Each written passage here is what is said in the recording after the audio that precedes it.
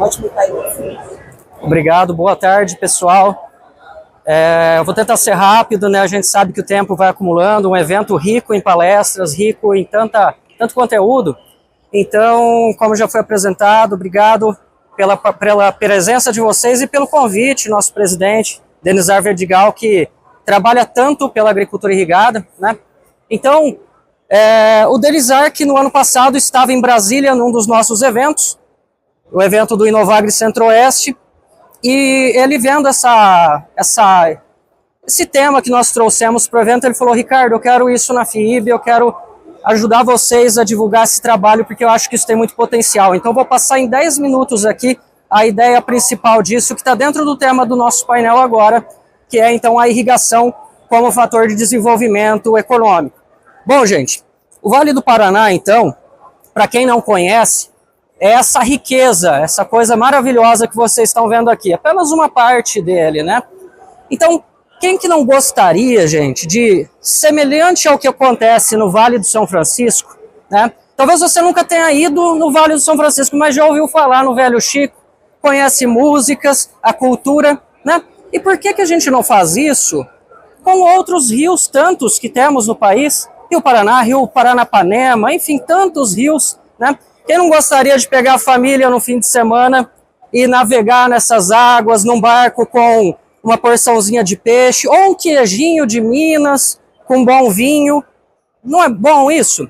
Então, gente, eu vou falar um pouco aqui sobre o que a gente acredita que o turismo pode contribuir com tudo isso que nós estamos debatendo.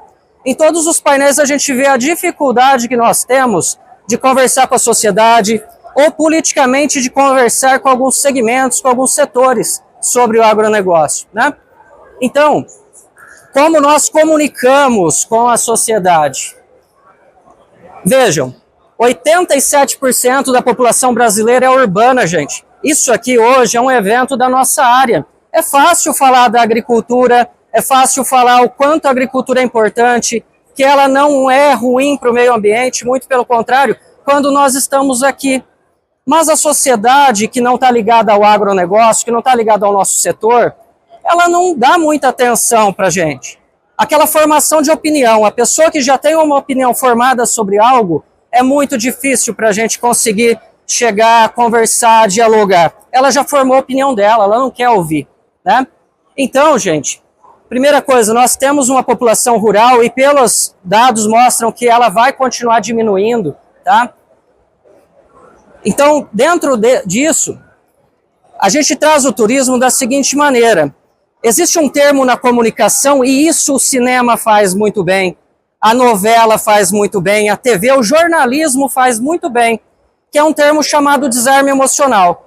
O que isso tem a ver com o que a gente está trabalhando aqui? Quando você sai lá de São Paulo, capital, você que tem talvez sua família, não tem ninguém ligado ao agro, nem um parente, mas você vai navegar em águas assim, ouvindo um guia turístico falar: olha, esse suco de laranja que você está tomando aí, ele é relativo à produção de X toneladas de laranja, que gera X empregos através da agricultura. Esse queijo que você está comendo aí representa X toneladas da produção de queijos mineiros, por exemplo, né, que para isso são produzidos tantos litros de leite. Então você vai colocando, vai trazendo, mostrando que, poxa, a agricultura faz parte do seu dia a dia, sim. Não tem aquela história que às vezes a gente fala: ah, o pessoal da cidade acha que a comida nasce na prateleira do mercado. E, infelizmente, isso continua sendo verdade. Muitas pessoas, aquela pessoa que nasceu e cresceu num condomínio ou dentro de um apartamento, num prédio. Gente, essas pessoas, elas crescem num ambiente que esquece mesmo. É comum você ouvir falar: por que se planta tanta soja? E as pessoas esquecem que é a base da cadeia alimentar. Para eu produzir carne bovina, eu preciso de soja, ração para peixes, para produção de ovos, para produção de leite, enfim, eu não preciso falar disso aqui que vocês já estão cansados de saber. Mas como que eu falo isso para uma pessoa que já tem uma opinião formada contra o agro? É difícil, né? Então, gente, essas estratégias que nós estamos falando aqui de comunicação, elas representam, no caso do Vale do Paraná, essa área que está em verde aqui no mapa, tá? A área azul é o nosso faz parte da bacia do Rio Paraguai, e então o Pantanal ali em vermelho, para mostrar para vocês que no caso de Mato Grosso do Sul, só como exemplo, está bem longe do bioma Pantanal, essa região que está dentro da bacia do Rio Paraná, né? E o Rio Paraná, então, é essa riqueza econômica onde nós temos aí o Paraná praticamente inteiro drenando água. Então vamos lembrar da hidrologia, né? A água que não infiltrou, ela vai escoar do seu telhado para o ralo, para a calha, para a rua, vai se juntando e o final é um rio. E de um rio para o outro, do Tietê que nasce lá na capital de São Paulo e deságua aqui dentro do Rio Paraná, assim como tantos outros. E a água que infiltra no solo, mais cedo ou mais tarde, o destino dela é a jusante da bacia. Não tem como a água sair de outra forma, a não ser pela evaporação e transpiração das plantas, ou transposições. A única forma que a água sai de uma bacia é por transposição.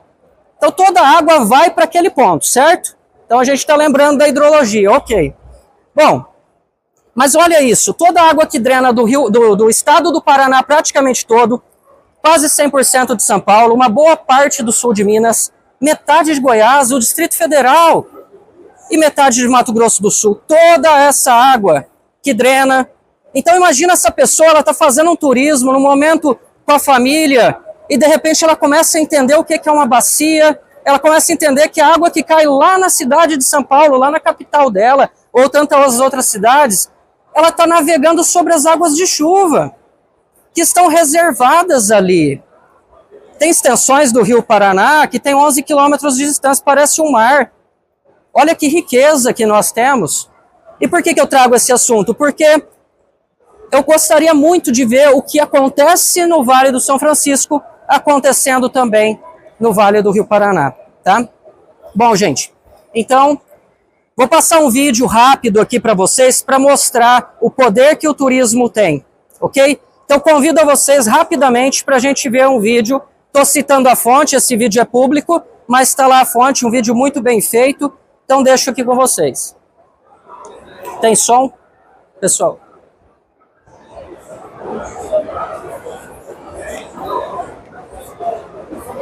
Poderia colocar o som, por favor?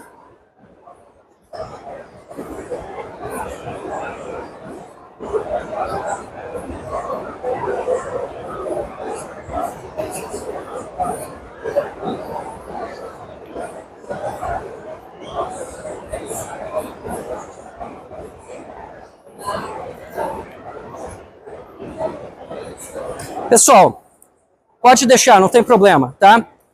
Então, todo mundo conhece esse vídeo. 11 mil metros cúbicos por segundo de água. É claro que isso não é contínuo. São nos anos mais chuvosos, né? Mas vejam, não é bonito? Isso aqui é lindo aos olhos de muitas pessoas. Muitos cidadãos vão até lá fazer turismo.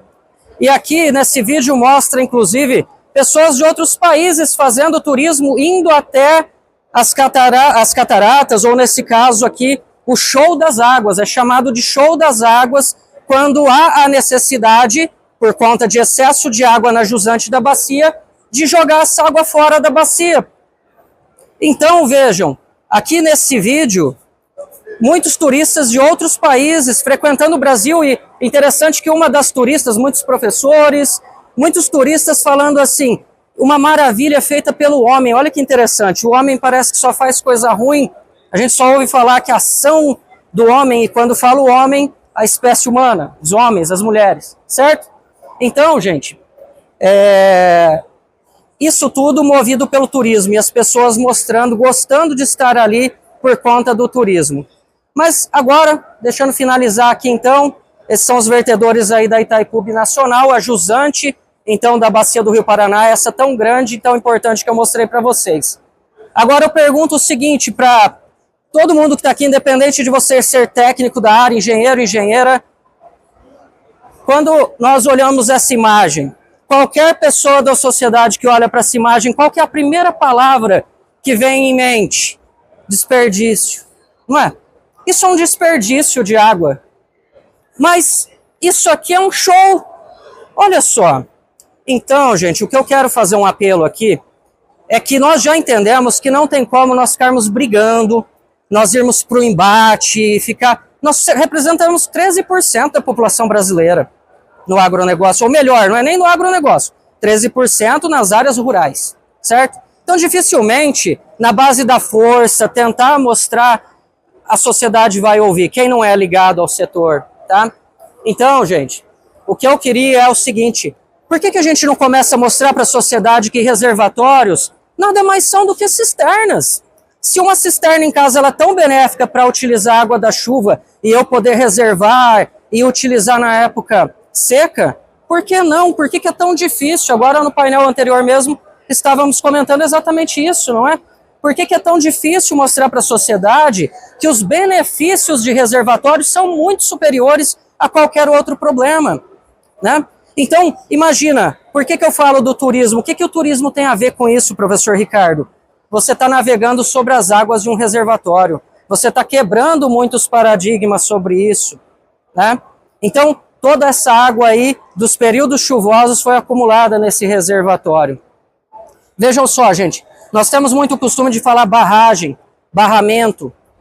Essa palavra para a sociedade que não é ligada ao nosso setor é uma palavra negativa.